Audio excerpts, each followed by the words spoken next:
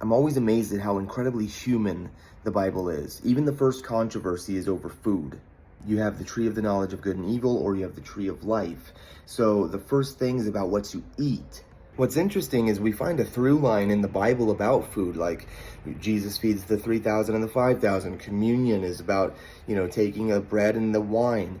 We have the priest being told that they have no portion. Instead, the Lord is their portion.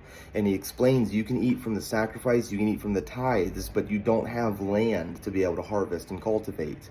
Jesus references the story where David feeds his mighty men with the sacred bread.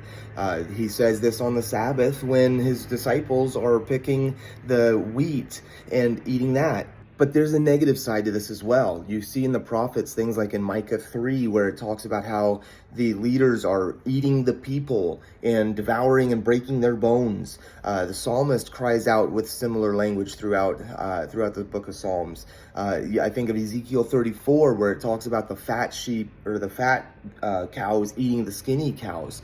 It seems like there's this setup where you can eat from the sacrifice that the Lord has given, the communion or the altar with the sacrifices and the tithes as a priest, or you're going to do the opposite and you're going to eat the people instead of the sacrifice that God gave. So when I get to 1 Corinthians 10:21 where Paul talks about the table of the Lord versus the table of demons, I know that the immediate context is about idol worship.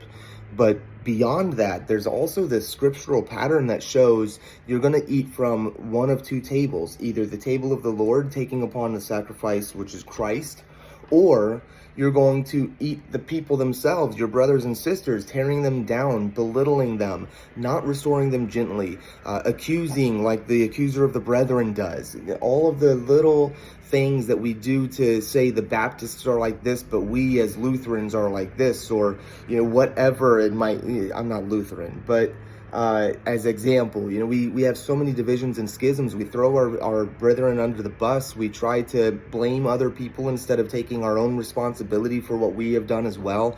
And all of that is just devouring your brethren instead of eating upon the table that Christ has offered, which is himself.